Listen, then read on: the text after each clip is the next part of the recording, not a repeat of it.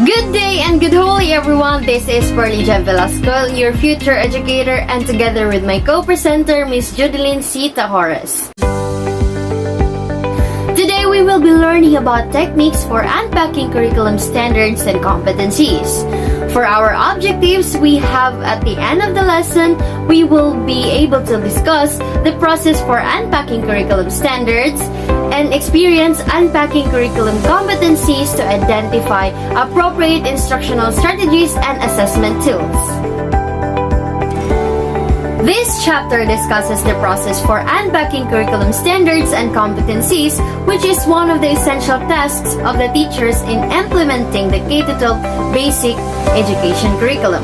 So curriculum standards are widely used in the United States and in some countries for their curriculum. As discussed earlier, in this chapter, curriculum standards are broad statements of what students need to know and do as a result of learning. In the K-12 curricula, standards are classified as 1. We have the content standards, and 2. For performance standards. K-12 curriculum also includes learning competencies. The Department of Education in its Memorandum Order Number 8 Series of 2015 defined curriculum standards and competencies that in the content standard, which identify and set the essential knowledge and understanding that should be learned by the students. Standards clarify what students are expected to know and be able to do at various points in their K-12 academic year. Performance standards describe the abilities and skills that the learners are expected to demonstrate, this in relation to the content standard and integration of 21st century skills. And the last is the learning competencies. It refers to the knowledge, skills, and understanding that learners need to demonstrate in every lesson or activity.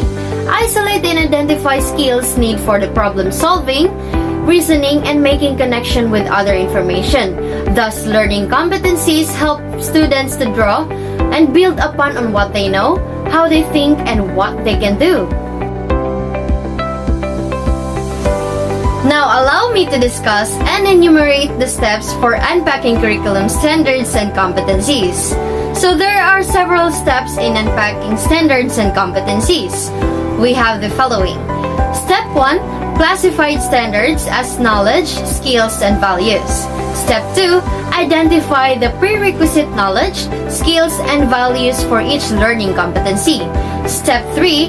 Look for the desired skills or behavior in every competency.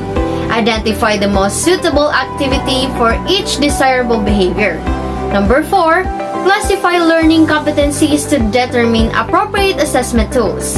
In this process, it is based on the works of Gluthorn 1998. Step 1. Classified standards as knowledge, skills, and values. So for knowledge, if the learning competency calls for remembering and basic comprehension of a concept or skill.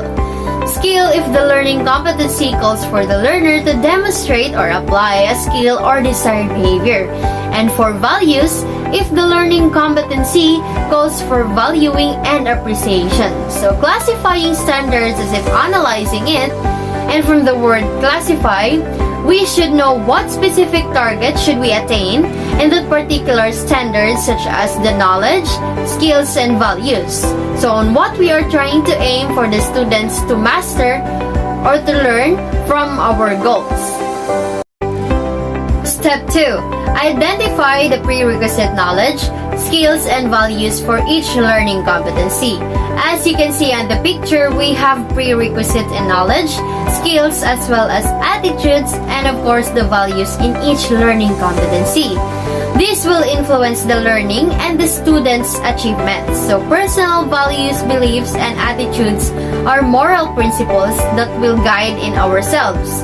Same as the students, thus it affects our own behavior. Identifying prerequisite allows the teacher to see what are needed to achieve in the process or in the progress of learning and what are the things that a learner should attain and develop. Now for this step 3. Look for the desired skills or behavior in every competency. Identify the most suitable activity for each desirable behavior. So the desirable behavior skill in this particular learning competency is for the students to create crafts assembled with local materials, guided by local traditional techniques. So this could be done through the following activities.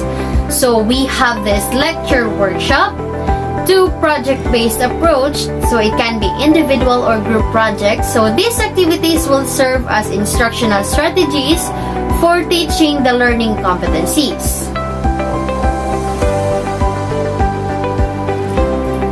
It is important to develop the learner's behavior on what they are doing in the learning process.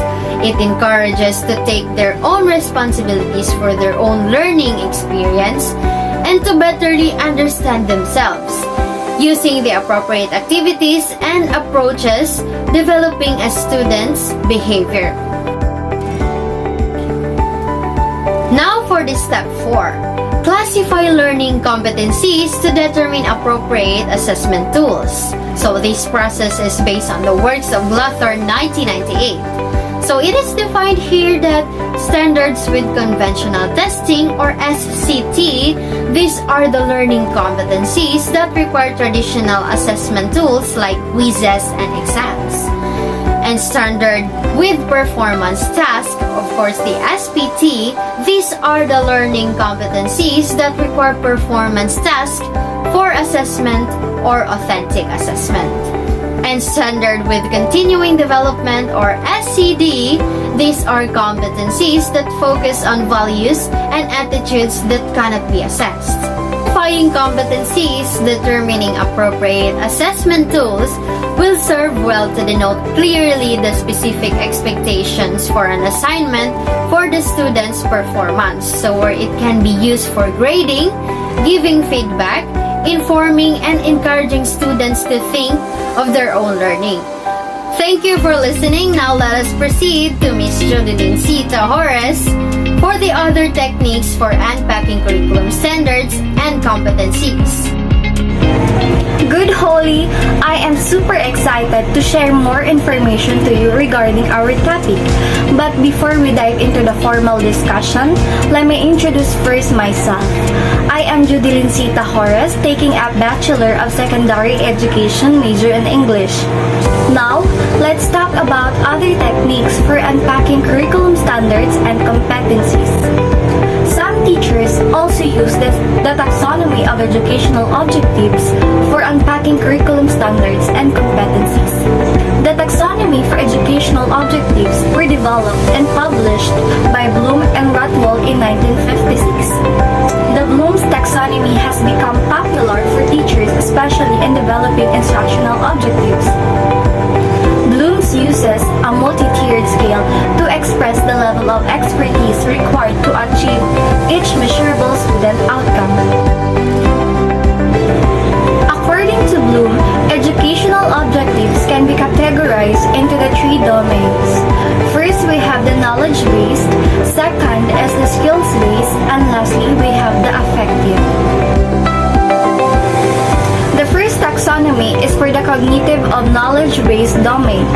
Bloom identified 5 categories under them. Cognitive domain starting from the knowledge up to the highest level, which is evaluation.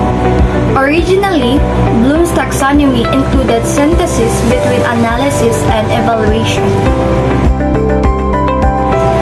Anderson and Cretwell 2001 revised it later to include creation as the highest category in the taxonomy for affective domain. Bloom also categorized learning objectives into 5 categories, which includes internalizing values, organizing, valuing, responding, and receiving.